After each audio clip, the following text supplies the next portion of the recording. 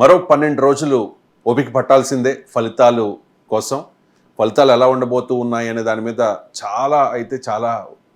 చాలా ఉత్కంఠ ఉంది. YSR Congress party once again Jagan అంటూ ఉంటే కూటమి ఖచ్చితంగా అధికారంలోకి వస్తుందని చెప్పి టీడీపీ కానీ బీజేపీ కానీ జనసేన కానీ ఆశతో ఉన్న పరిస్థితి. సో చాలా నియోజకవర్గాల్లో ఎటువంటి పరిస్థితి ఉంటుంది, ఏ ఫ్యాక్టర్స్ అక్కడ ప్రభావం చూపించబోతూ ఉన్నాయి అనే దాని మీద ఎవ్రీడే మనం అనలైజ్ చేస్తూ ఉన్నాం.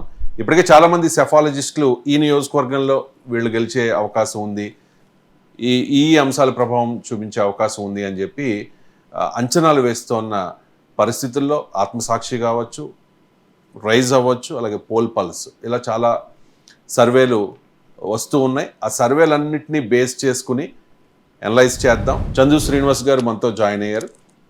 ఆయన సెఫాలజిస్ట్. అలాగే విజయవాడ వెస్ట్ నియోజకవర్గం, అసలు విజయవాడ వెస్ట్ నియోజకవర్గంలో ఆ టికెట్ కోసం పోతిన మహేష్ చేసిన హడావుడి అంతా ఇంత కాదు. అసలు దేవుడు, నా ఆరాధ్య దైవం పవన్ కళ్యాణ్ అన్న పోతిన మహేష్ ఇప్పుడు చాలా దారుణంగా ఎలిగేషన్స్ చేస్తున్నారు. అది ముద్రగడ కూడా సరిపోరేమో, అంత దారుణంగా చేస్తున్నారు. Right. Sujana Chowdary first time ప్రత్యక్ష రాజకీయాల్లో ఆయన పోటీ చేస్తూ ఉన్నారు. ఇప్పటి వరకు ఆయన రాజ్యసభ ఎంపీ, తెలుగుదేశం పార్టీ నుంచి నామినేట్ అయి బీజేపీలోకి వెళ్ళిపోయిన ఎంపీ ఆయన ఇప్పుడు ఫస్ట్ టైం బీజేపీ నుంచి ప్రత్యక్ష రాజకీయాల్లో ఫైట్ చేస్తూ ఉన్నారు. ప్రత్యర్థి షేక్ ఆసిఫ్. ఎలా ఉండొచ్చు విజయవాడ వెస్ట్? ఇది హోరాహోరీ పోరు చివరి వరకు జరిగింది.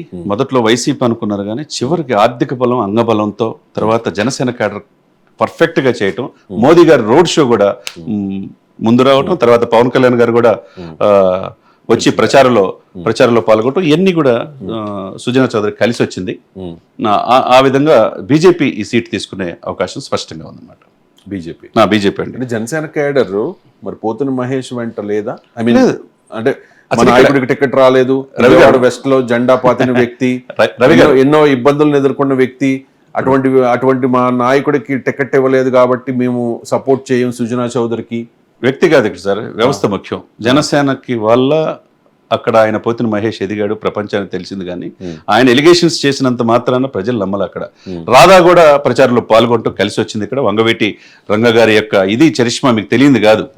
వెస్ట్ కావచ్చు, ఈస్ట్ కావచ్చు, ఏ విధంగా చూసుకున్నా ఆ విధంగా పవన్ కళ్యాణ్ గారు వ్యూహాత్మకంగా మోదీ గారి ప్రచారం అయిన తర్వాత మళ్ళా రోడ్ షోలో కూడా రాధా, పవన్ కళ్యాణ్ గారు ఇద్దరు కలిసి రావటం సుజనా చౌదరికి కలిసి వచ్చింది. ఇక్కడ విజయవాడ పశ్చిమం చూసుకుంటే ముస్లిమ్స్ 15% ఉన్నారు, తర్వాత నగర 10%, కాపులు 11%, వైశ్యులు 8%, మాలా 7%, మాదిగ 6%. ఏ విధంగా చెప్పిన మాలా మాదిగ ముస్లిం వైసీపీకి పడుతుంది కదా. మాలా మాదిగ 6-5% తక్కువ శాతం ఉంది. ఇక్కడ ఎక్కువ శాతం పాయింట్ ఆఫ్ వ్యూ ఇక్కడ ఏంటంటే కాపులు, ముస్లింస్ ఉన్నారు. ఆ పాయింట్ ఆఫ్ ఇక్కడ కాపులు ఉన్నారు. ఇప్పుడు విజయవాడ పశ్చిమ వచ్చేసరికి నగరాల్లో ఎక్కువ శాతం ఇటు పడుతుంది. సుజనా చౌదరి కదా, పోతిన మహేష్ మాట అక్కడ వినే పరిస్థితి లేదు సార్. ఆయన ఆ పార్టీలో ఉంటే వినేవాళ్ళు. జనసేన నుంచి వైసీపీకి వెళ్ళాడు. కాపులు 11%, వైశ్యులు ఉన్నారు.